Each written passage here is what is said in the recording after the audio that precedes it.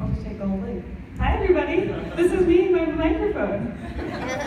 So I bet you're wondering why I'm wearing my bathrobe.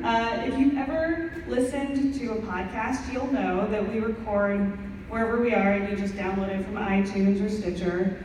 And so nobody ever actually sees me while I'm podcasting. So I thought I would replicate what I'm doing. And so when my panelists call in, I am in home podcasting business casual. So, ta-da.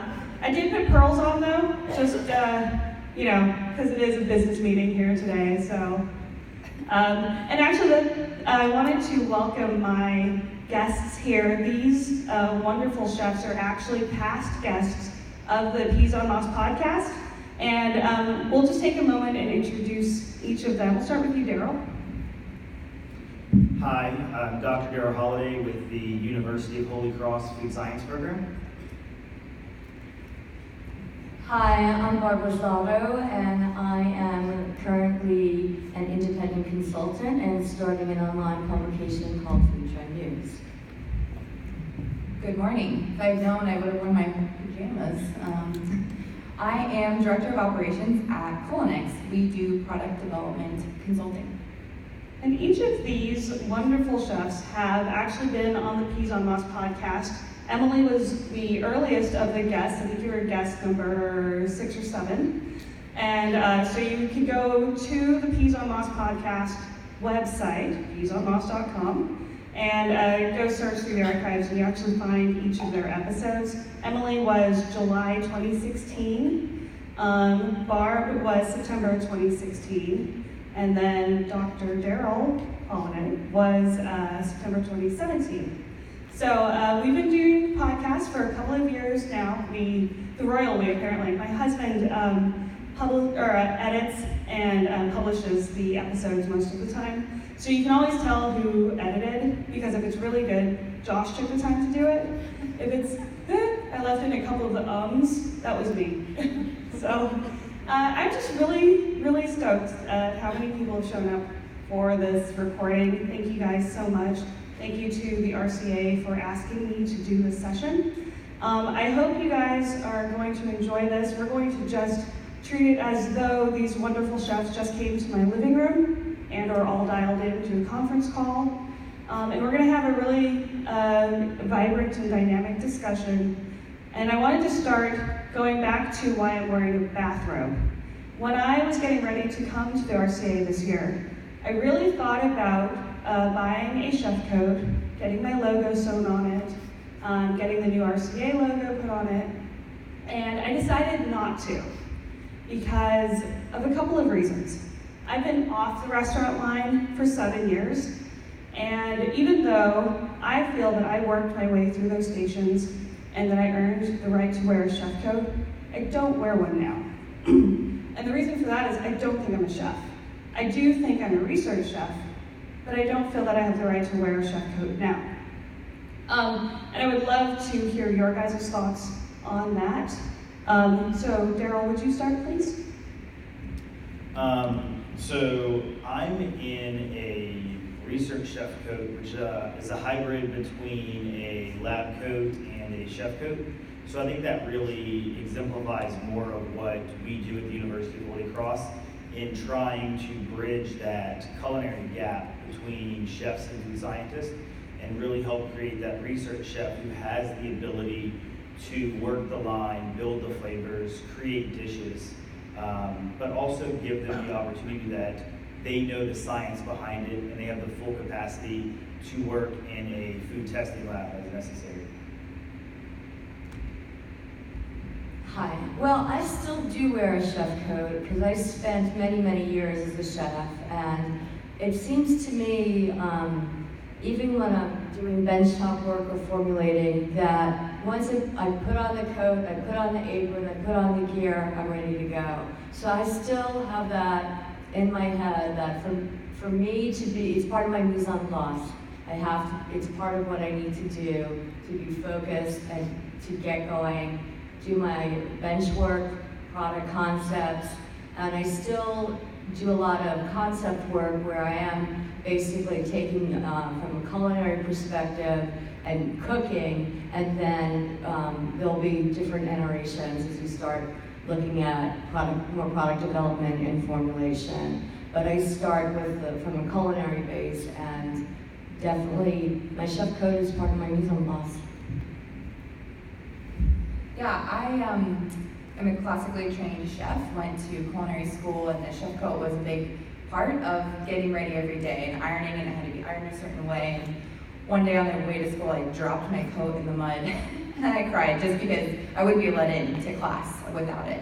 And when we're in the kitchen, at the test kitchen, and you're on the bench, we always wear chef coats, and I think it's really, we waffled, is an apron okay, a folded down apron or a full apron, or do you need a chef coat? And I think as a culinary driven organization, a chef coat is really important. That said, a lot of the work I do these days is not on the bench. So when I'm not on the bench, I don't wear a chef coat. But in the chances that I can sneak onto the bench, and I try to as much as possible, it's the first thing to go on. That is really great. Barbara, go ahead. Also, it's really great when you're going on business trips and packing, you know exactly what you're going to wear. I need to take some advice from that. Every time I check my bag, the gate agent gives me a little eyebrow pop, like, what is in there? Factory shoes, and those are not light, and no, I'm not going to wear them onto the flight. So I wanted to kind of go off that a little bit, because Barbara, you said that your chef code is part of your mise en place, and it's kind of your getting game face, getting suited up. So one of the other elements that I struggle with understanding my identity as a chef today out of the kitchen is a syndrome that's called imposter syndrome. It's something that has been coined when we talk about the high-performing university students and graduates. That's all y'all. I'm in the South, I think I can say that. That's you guys. You're the high performers. And so something that has come out, I think, through Harvard University is the discussion of imposter syndrome and how we deal with it. And I think that's something, as a high-performing organization, we're a little shy of 2,000, but like the presentation said yesterday, we employ 10% of America, and we keep a good bit of that GDP going. So I wanted to talk about the how you deal with imposter syndrome, knowing that you are not a traditional chef anymore, but we still fall in that category because each of you have such different roles.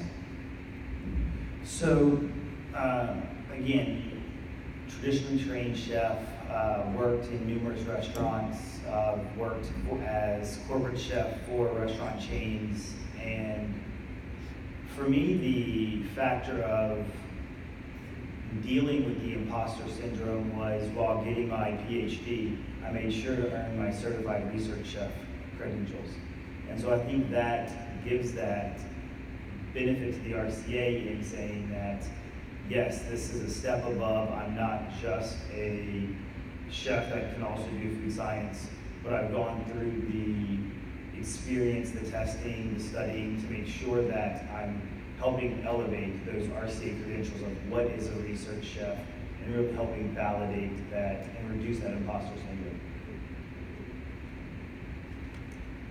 Well, I really struggled with that for many, many years. When I went to culinary school, I went like all in, graduated with honors, worked in the best restaurants in New York City, and thought I was just going to be a celebrity chef, a James Beard Award winner, and that would be that. And then I had a very big life change, a baby, and there was no finding daycare nights and weekends. And I felt that as a person to give that much, you have to be all into a restaurant. And so I started walking away from a restaurant to raise my son, and I struggled with it because I felt that I was, yes, definitely an imposter. I was doing fake food, I was doing, wasn't earning the, I guess, accolades that chefs can earn, wasn't on TV, wasn't doing all these things, but finally I came to embrace it and realize how much more we could do than just being a chef in a restaurant or a James Beard Award winner. Not that that's not a great accolade, but how much more we could do with food. And the science came into play, and the science was very interesting to me. In fact, had I even known there was such a thing as a research chef, I think I probably would have just geeked out from the beginning and gone that route, because I love the brainiac part of it and the problem solving. And you solve one problem, you find another problem. You fix that problem, you find another. So it's actually, you have almost a more personal relationship with the food because you have to work with it more. And it has to meet so many more criteria. So once I was able to embrace it and find all the great sweet spots of product development and R&D, I was fine, because and I felt like it was helping my community more than just being a restaurant chef. I'm really glad you brought this question up. It's something that I've thought about a lot over the years, and I think you can feel like an imposter in your own life in so many ways, I've come to learn. I think as a young person, in a grown-ups world and newly joining the RCA, I felt sort of like an imposter, like I don't know what I'm doing. As a woman, we talked a little bit about this, and there was a session yesterday, a breakout, and feeling like you're never qualified enough for the job as a woman in a male-dominated industry, such as the food industry.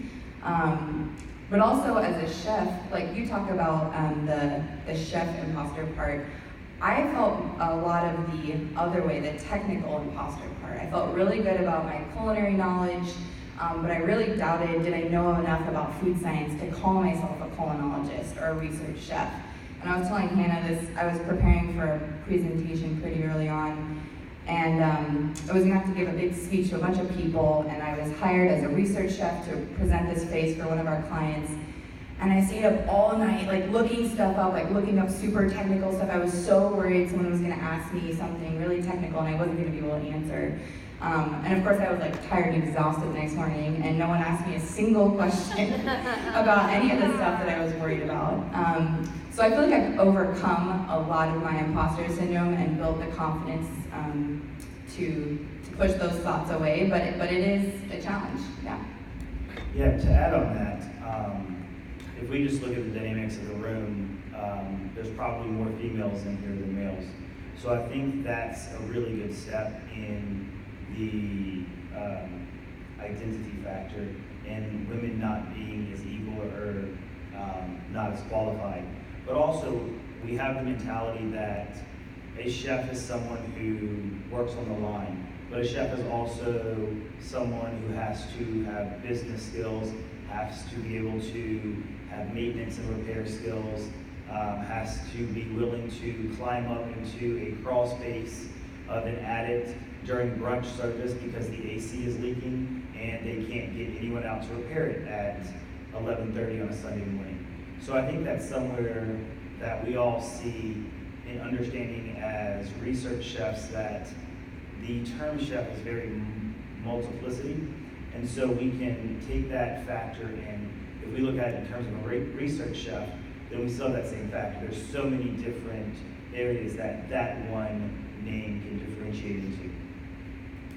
No, that is a good point. I think potentially media has affected how we think chefs should be. There's either the something addicted chef who just destroys his or her life, or there's the movie chef where everything works out great and your food truck becomes this great brick and mortar. And it's like, and then there's 70% of us who struggle day in and day out, and it's hard. And you're the janitor, you're the business owner, you're the chef creating these amazing items, but that's probably 10% of what we do is the creative, artistic side of it. And then for me, 80% of it is like political and diplomatic communication with everyone in the project, the cross-functional team, and then, if I did my math right, there should be 10% left. That 10% is getting back on the line in the factory and watching your formula get commercialized. And that's the one time that I feel like that culinary and that food science come crashing together and I'm the most alive. It's at 1 in the morning and we're batching out and we're ready to see if this works in the 20,000 pound size, and I love it. I'm so alive at that one point. And then all of the rest of the 90% that we're doing is the key for success. And I think that's to your point, Darryl, is that that's the background stuff, and that's all chefing, if that could be a term. But it's not the glamorous part, it's that iceberg element where the chef happens to have a white coat that didn't fall in the mud for that moment. And then the rest of the iceberg underwater is all of the literal blood, sweat, and tears that went into the effort. So thank you guys for those thoughts there. I wanted to go into kind of the mental and physical mise en place that are required for a research chef or for product development. It is different than what we were classically trained. Get your knees together, get your station ready, do not screw up service, and whatever you do, don't get in the weeds. And so those are things that I definitely took from school. If you go to the older pages on my website, you'll actually see photos of my station because I'm not OCD as far as I know, but I wanted to share with the readers how I set up a station, how you could be successful in culinary school in your different stations. And so, was that the right place for everything? Maybe or maybe not. It worked for me. I didn't get in the weeds. So, but what is the mise en place required for product development? And I think that's different for every company. Certain R&D companies here in the RCA have trademarked, sort of, R&D processes that they take their clients through. So I was hoping we could get kind of an overview of that from each of your industries. Sure. Yeah, mise en place, or benchtop best practices, is something we've been talking about a lot at CuliNex recently. What's the most efficient way to execute your work properly? And that's really the purpose of mise en place in a kitchen and on the bench. And there's a lot of similarities between the kitchen and the bench for sure, about getting everything out and organized and keeping a clean station and prepped up before you start. But there's additional components such as how are you going to record your formula? Some people like to write everything down. They have their printed formula and they make notes. Some people like to work off a laptop. How are you going to, what's the next step? Do you have to do any testing immediately within your process? Do you have to test the bricks of your sugar syrup that's boiling before you quickly move to the next thing? Is there a viscosity test that you need to run on your ice cream base before you put it in the freezer? So I think it's the additional component of not only what are you making, but how are you capturing whatever data it is you're trying to record. And at the end of it all, it's kind of, I think mise en place in a lot of people's minds means prep, like before you get started. And to me, good benchtop mise en place is also the after. Did you capture the thorough notes? Did you record all of your analytical readings? Did you close out your bench properly? Are your project bins organized? It's really easy to get messy when you have a lot of projects and things going, but it's kind of a general sense of organization. Well, for me, as I'm listening to my fellow panelists speak about this, I'm thinking about maybe part of the mise en place is beginning at the sales cycle for whomever is going to be the client and who is going to be the target audience. So for me, a difference is, also getting the contract, selling your services. Is it a good fit for you? Is it a good fit for them? And really, just who do you want to sell to? And I think while you're developing, while you're cooking, it's always have to keep in mind who that target audience is. And is it someone who has some clean label, which is almost everyone now, or is it, is it a snack food person? Is it pastry? Is it sweet? Is it savory? So I think the target audience is an important part, and I think also the sales cycle and making the agreements and sticking to your agreements. Coming from the university side, we do a lot of industry and academic collaboration. And so for us, it's also understanding that we need to have as wide of a ingredient library as possible. That way, when we take on a project, we know that industry isn't waiting 2 weeks for us just to get the materials in. Unlike restaurants where they know they're going to have the product in-house for that service that evening, they've done their inventory beforehand. For us, we have products that might have a 2-year shelf life. So we're having to track inventory over the time span of 2 years to make sure that we don't go to reach for something and all of a sudden it's expired. So I think that's a good part of PeasOnMoss. And I think as Emily highlighted really importantly, and it's very similar to what I taught about in my food law class, if you don't document it, it didn't happen. So I think that's a very valid aspect of industrial PeasOnMoss. Yeah, and that really segues beautifully into commercialization success. And that commercialization process, as you all know, is where great ideas go to die. In restaurants, it's when you finally paid your first rent, and then you're like, okay, doors are open, nobody's coming in. Okay. But in our line of work, for the most part, commercialization, again, going to that 20,000 pound size, is where we find out if our mise en place was correct from the bench, that we're commercializing to what the customer was looking for, and making sure that the formulas that we recorded were recorded accurately. A previous guest of mine, Chef Greg Crisante, was talking about tips that he gave to go really quickly through iterations. Make your base formula and then start to tweak those flavor profiles like you would in the line if you're developing a recipe. And taste and tweak. But as you're doing that, you're depleting the volume of your product because half of it went onto your spoon. And so, taste it, adjust it, write it down. Taste it, adjust it, write it down. Remember what that end batch size is, and then remake the formula with that new formula. And I think that's the piece where I've seen chefs really fall apart, and I've seen really successful people fall apart because they may have jumped a couple of steps too far ahead in their minds. Like, I'll remember that.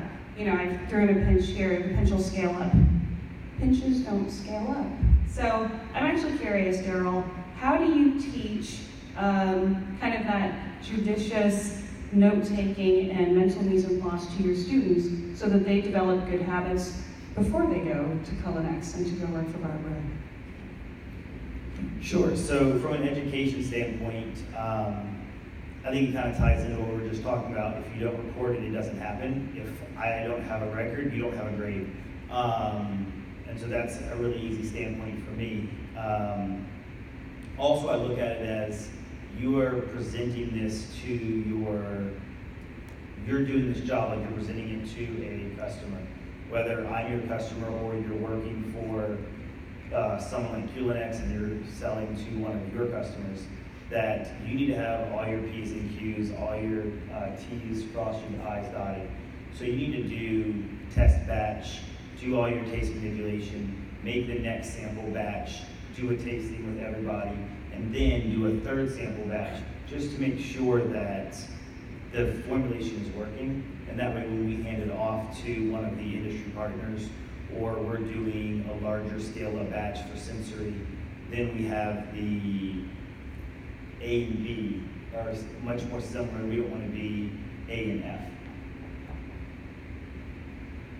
So that is a really good, another segue into how do the different organizations get to interact together, because we have a representative from academia, we have third-party third-party consultants. I work for a branded company where I reach out to consultants.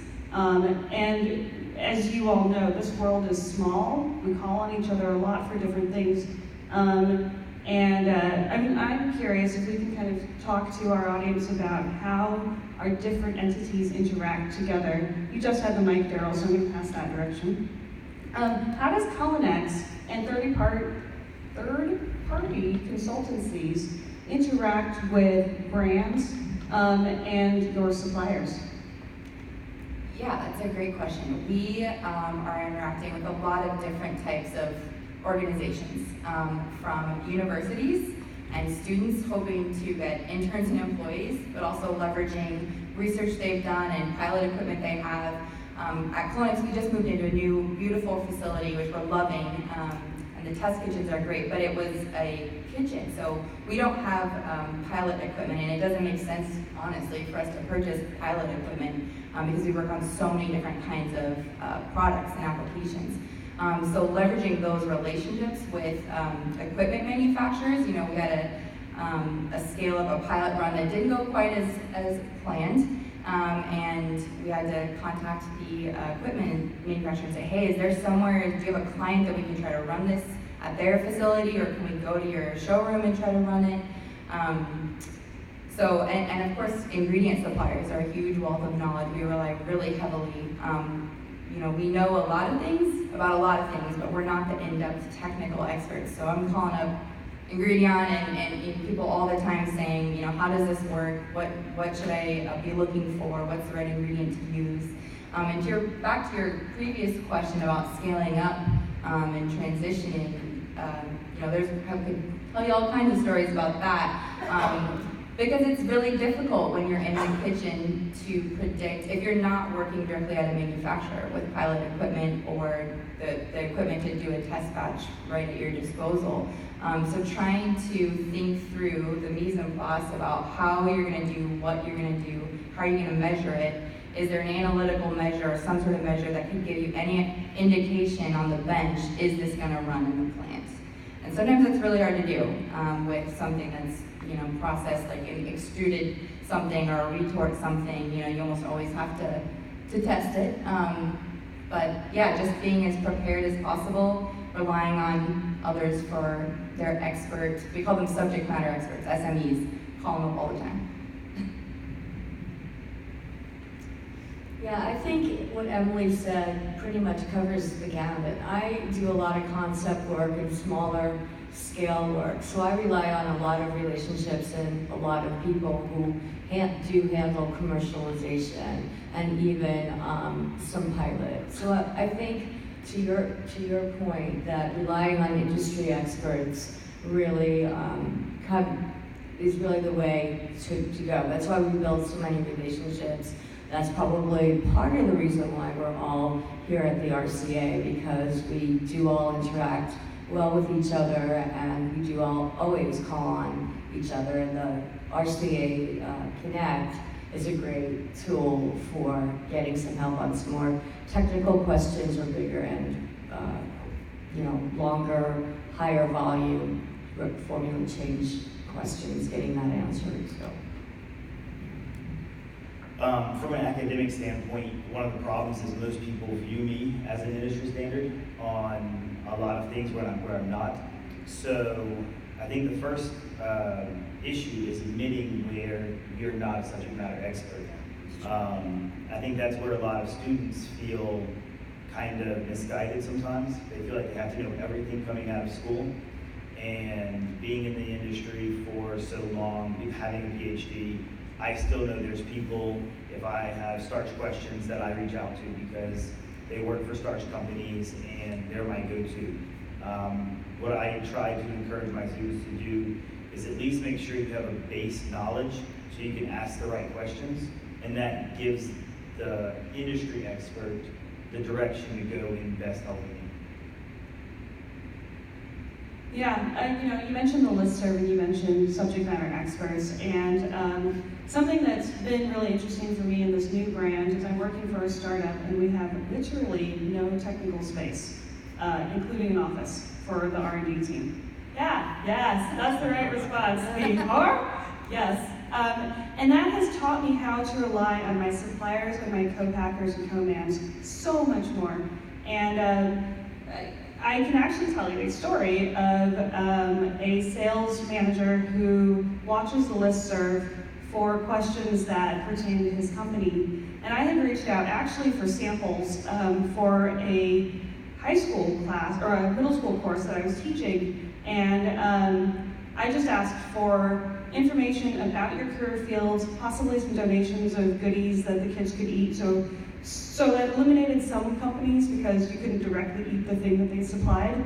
But this gentleman reached out and sent us a couple of cases of jelly beans, say that really fast, and sent a paper about what it is to be a flavorist. And so I was able to say, guys, chemistry is fun. No, literally, it's fun. Here, have some candy.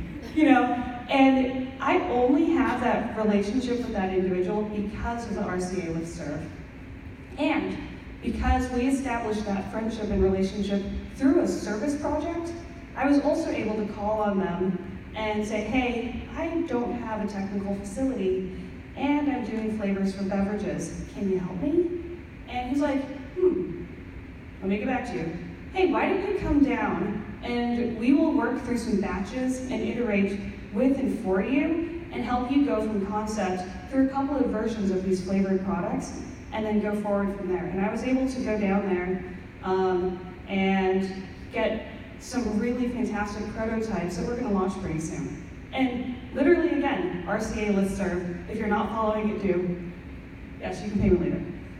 So another plug on RCA resources. We are proud employees of culinology graduates, and Michael Chang, right over there, is our pipeline of SMSU grads from the past, and I told him he's got to step it up with more. When you're looking to hire, we rely on our relationships with people in the RCA and in the RCA network. We've got a job posting up now, so if you're a developer, please apply. But I think the relationships, the personal relationships with the people here at the RCA, and being able to call up so-and-so and say, do you have anyone you would recommend for this? I think as a company, just joining from that aspect, let alone the technical knowledge. But it's a pretty small industry, so being able to call someone up and get a personal recommendation rather than sifting through hundreds of resumes posted on some irrelevant job site. Yeah, I think that applies to students as well. A lot of students are afraid to use the RCA listserv, but they forget that myself, all of us here at RCA, were students once. And so companies want to send you samples of their product because they want you to get familiar using their product, because when you go into industry, they want you to buy their product. So it's a great way to, as a student, and what I encourage my students to do, is go onto the listserv, ask for help, and again, the subject matter experts are there, or somebody who will say, hey, I work with so-and-so, here's their contact information, reach out. There's numerous times on the listserv where I'm directing them to one company or another because of the relationships formed here at RCA. What I would say to any student or any person in the industry is just build relationships. Network, talk to people. Don't be afraid to talk to people. Just engage yourself with others that you haven't met. And you'll be surprised, even the next couple of days while you're at this conference, you'll be surprised at the list of business cards that you'll receive and connections that you will make, and people that you can actually call back and reference the conference, and they'll say, oh yeah, how can I help you? So it's relationships, and relationships. One of the things that I do want to go back to you on is remembering to leverage the equipment and knowledge and bodies at the universities, because again, I'm having to go find these places to actually go do my technical work, and I'll go ask for different types of pilot equipment, and it's like, oh yeah, the universities have some of the pilot equipment. I used them in a past life. I used the Washington State University extruder, and there's some really fantastic, there is some fantastic research going on at Wazoo. I was like, oh yeah, hello. So could you talk a little bit about how product developers and brands and ingredient companies and third-party consultants, how we could get in touch with universities and I guess what kind of information do you need from us to know that if this is a good project to run in an academic setting? Sure. So I'm going to give my cheap commercial here. Here at the University of Holy Cross, we actually do a lot of industry and academia projects. And one of them, which I will cheap plug, poster over here. So we were at a conference and we saw a company that had a really new, interesting piece of sanitizing technology. And so just making a connection with the company, we spoke with them and say, hey, we'd really like to have this piece of equipment to showcase our students the new ways that sanitation is happening in industry. And we worked out a partnership where they gave us the piece of equipment and we did a research project. And so my student is over here. If y'all want to talk about the research project, and the company is EarthSafe, they have a representative here as well. And what's really cool is the sanitizing gun that makes you feel like a stormtrooper. But we also have white papers if anyone wants to take the gun. And again, University of Holy Cross. So, phenomenal job. Thank you. One of the great ways that industry and academia can work together is that most of the time we have a very low labor cost because we have undergraduate students that we don't have to pay. And in fact, they pay us to take our classes. So it's very generous on our side. And so we have the opportunity to do some of these projects. And again, it's going to be on a university basis. Certain universities are known for certain things. If someone came to me with a dairy processing project, I know we don't have those capabilities, but I know other universities I can send them to. From what it comes to us is understanding, again, it goes back to know what your strengths are, knowing what capabilities we have. We do a lot with both local companies, we do a lot with outside of Louisiana companies. And a lot of times, if you look at your local university or University of Holy Cross in New Orleans, we have the opportunity to do some third-party testing that just sometimes gives your customers that extra validation that they're looking for. And so it's the same as if you went to a co-packer. You need to know what you actually want. We've had companies come to us with projects, and halfway through the project, delivering what they told us they wanted was not what they wanted. So I'm sure you guys in industry know nothing that sort of. But again, it's understanding and having that level of communication. But at the same time, academia then has to understand that industry works on a different timeline. So if someone is coming to us with a problem, they can't wait 3 or 4 months for the answer. So you might try one university. If you don't have success with them, don't give out or throw up the arms of working with all universities. Ones like, again, University of Holy Cross are really good at partnering with our industry partners. I have a question for you, Barbara, because you mentioned something earlier about really knowing your audience and knowing your customer. So if that was an internal customer of mine or my sales team, and that was something that you said was a big lesson to learn and that you really pay close attention to, is who is your customer?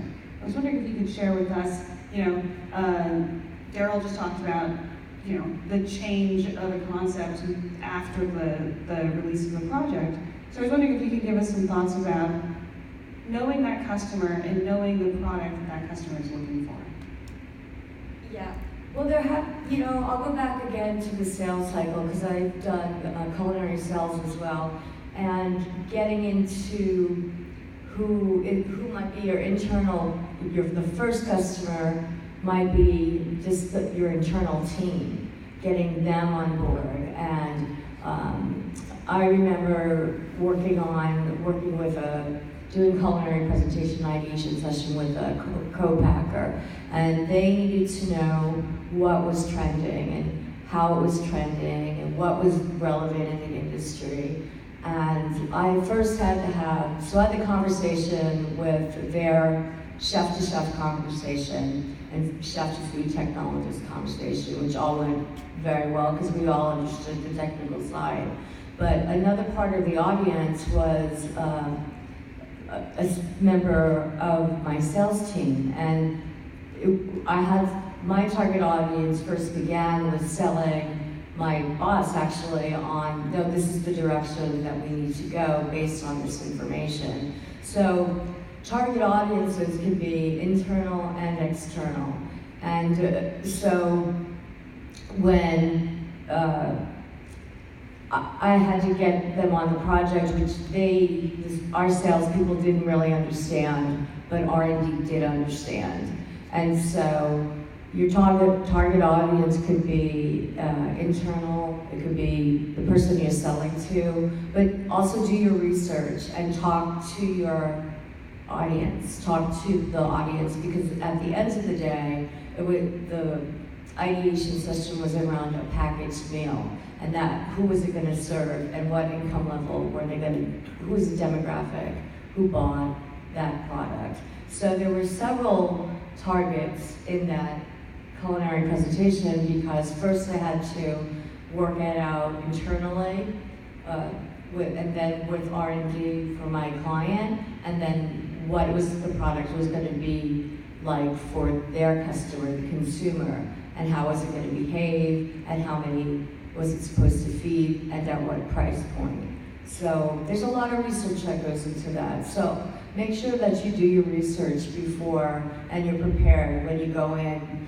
And if you're going to be talking to a client where you're going to be working on a culinary ideation or a new product for them, make sure you really understand who is their target audience, also what their demographic is. And the more contacts you have within a company, the better idea you'll get behind what they want with their project and what their budgets are. So do your research and come in prepared. And sometimes, like I was going to say, you'll only get one shot at it. So make sure you're prepared.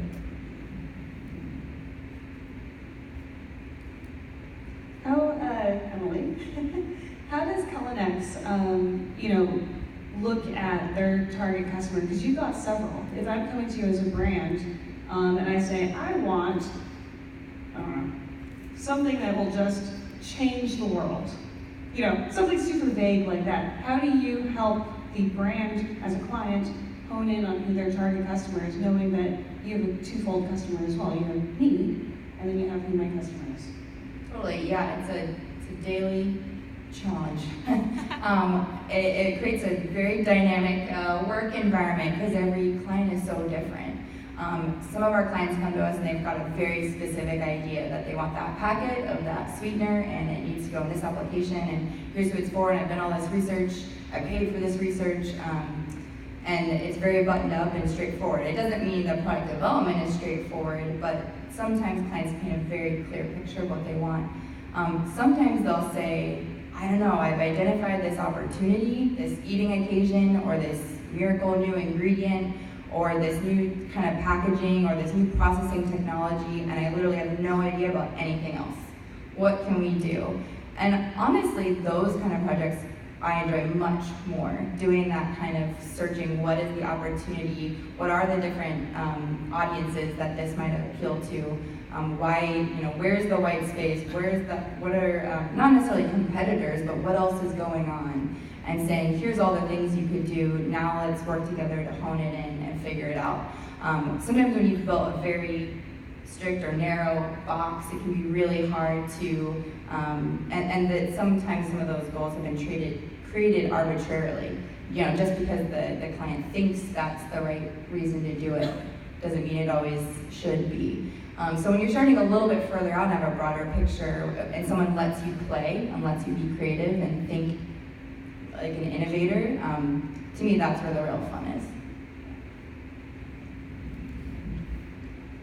I think another aspect of that, being creative, is a lot of times as seasoned professionals, we tend to look inside our box, and working with universities, you get students who have no concept of where the box is, so they come with very unique ideas in how to get to places that we might not have thought of as professionals.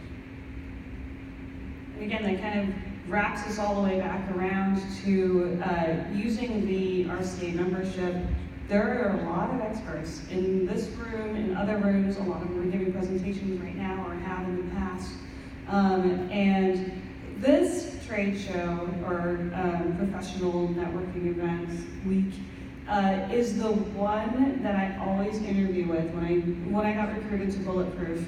I said, I'm an active member of the Research Chefs Association, and I will be going to the conferences, and I will be volunteering. And you know, the response was great. The response was, this is good because it elevates the product development in our brand because you have access to 2,000 members of expertise or who have expertise in other subjects. Because I know I look like an expert in everything, but I'm not. Take off your bathrobe. I did. I thought I should probably, be a little bit professional. But it's the access to everybody here is just, it's not the only reason that I attend RCA, but it's a big piece. I'm looking around the room and I'm looking at friends of mine who had started off as listserv connections and then friends and guests on the podcast. And I just think about my career without you. And I wouldn't have grown nearly as fast without the relationships from the Research Chefs Association. And so that's why I prioritize attending, because this is a time to become inspired, to inspire someone else, to encourage, to get a crazy check sometimes. I need that hourly sometimes, and I call these chefs here. I talk to them a lot actually, because I'm facing issues that they happen to be experts in, or sometimes I just need that reality check of, okay, is this the path I should be going down? I'm super frustrated with this wall. Should I just go around it? Should I actually try to break it down? What's going on there? So that's why I attend RCA. Why do you guys come? Well, free food. No, I'm just kidding. Breakfast. No, I started coming. San Antonio was my first RCA a few years back. And my boss, Mark, has been a long-time member of the RCA and sat on the board. So right when I first joined CuliNex, which was very early on in my career, the RCA has been instilled in me as an important part of our industry, and it's really important to stay connected. I think it's a great opportunity to meet people in person. The sessions like this, I always enjoy them, but they're not the reason I come. I really come for that networking piece and keeping up with people. That face-to-face interaction. I was telling someone, I was like, hi, I don't think we've met before, and I had met them totally, but you only see them once a year. This is your chance to really dig deep in those relationships. Someone who you've been creeping on LinkedIn, which I never do. So, no, I think this is the time to meet people and have those important conversations. Well, I joined RCA. I went a long time ago to, I guess it was a regional event or a demonstration or talk about the RCA. And when I saw the blending of culinary and science, I felt, oh, this is it. Kind of a light bulb went off in my head, and it's like, oh, that's how you do it. Okay, now I get it. And I've been a member for quite some time, for about 10 years, and now I'm a director on the board, and so I get to dig a little bit deeper and help members out a little bit more and become more involved. So I joined because I really liked the concept of blending culinary and science together initially, and I have made a lot of good friends by getting to know a lot of the other members here. So yeah, that's why I joined. I blame Jeff Kuzminer. So I was doing an internship with a flavor company under Jeff Kuzminer, and actually was an RCA member before that, but was not really very active, went and interviewed, ironically wearing the same lab coat, numerous years ago. We don't need to talk about that. But Jeff saw the RCA, and during my internship really helped me push for the RCA student participation. There was an RCA student member, but there weren't really activities for student members. And so when I went to IFT that year, Jeff told me to make sure I talked with certain people. And when I was speaking with him, I said, well, why doesn't RCA have anything like IFT? And he looked at me with a straight face and said, because you haven't created it yet. And so I basically took that on as a challenge, started building the student association, and now with the students that have come up in the pipeline, we have the culinology competition, we have the evolution of waste competition, we have students presenting research here at the conference. Again, cheap plug, UHC, poster over here, poster to my left. Take the laser away from him. So for me, one of the reasons I keep coming back to RCA is to give back to all of those who helped me in the past and who I still rely on for help. Awesome, thanks you guys. Well, this concludes, he's pointing. This concludes the podcast part of the episode. We still have a couple of minutes for questions, but I've hogged all of the microphones. So if you do have a question, you're gonna have to dash up to the stage. But I just want to thank my guests for attending and really thank you guys for being here, because that means there was interest in seeing PeasOnMoss in person and hearing what we have to say. And thank you to my panelists, previous podcast guests. Go look for them. On the website, you can do a name search for each of them. And again, I wanted to give you a chance to just share who you were and how to get in touch with you. I'm Darryl Holliday with the University of Holy Cross. You can find us at uhcno.edu. And all of my contact is on the webpage, or you can get a business card or one of the white papers from the UHC research where we partner with our state. I'm Barbara Zatto, and I have a few business cards up here, and you can reach me at barbarazatto@gmail.com, and or grab a business card, and I would be happy to connect with you. I'm Emily Munday with CuliNex. Our website's www.culinex.biz, or you can just holler on the listserv if you can't find me. Thanks you guys so much.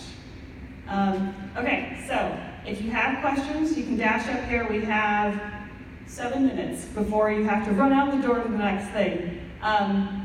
This would be the time that I would stop recording, and then I would start to kind of decompress with the guest. And I thought I'd give a little bit of kind of how I do a podcast.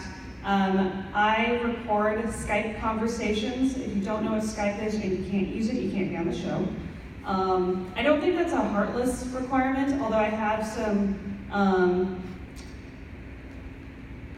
legacy chefs that I would love to have on the show that I've had to go to their homes to record the episode on my laptop. And the reason that I started PeasOnMoss, it started as a blog recording my misadventures going from the Air Force, starting and closing a nutrition counseling practice, and then feeling a bit lost. And I'm sure none of you have ever had that in your careers, but really capturing those experiences and then being given a chance. I got recruited to do nutrition work for a home meal replacement company in Seattle. It was called Day by Day Gourmet, which is a cookbook that Graham Kerr wrote. So I I did the nutrition work for Graham Kerr, and he looked at me one day and said, you're a nutritionist who can cook. You should go to culinary school and actually learn to cook. And then work your way through the stations and the restaurants in Seattle and actually learn to be a chef. And I felt like someone had just turned on the lights in a darkened room that I didn't know was dim. And I literally went home from work that day, pulled out of the University of Washington MPH program, and went and got an associate's degree, ostensibly, for culinary arts. I got recruited into modernist cuisine from school and dropped out of culinary school. Yep, dropout right here. Just for all of you who have the amazing pedigrees from the different culinary programs, much respect to those. But I did actually drop out of the culinary program. I cooked for modernist cuisine and did some work for them for modernist cuisine at home. That's actually what that picture is. We're doing a plating of a quail egg. And it was a passion fruit sphere. Seriously. Laser pointer. It's a sphere of a passion fruit egg in a coconut egg white. And that was with the magic of chick gums. And so for modernist cuisine, then I actually used the relationships that I had developed from culinary school. I called up a professor and was like, hey, my contract is going to end at MC. I don't think I'm going to extend, so what should I do? Should I go back to school? And she's like, let me make some calls.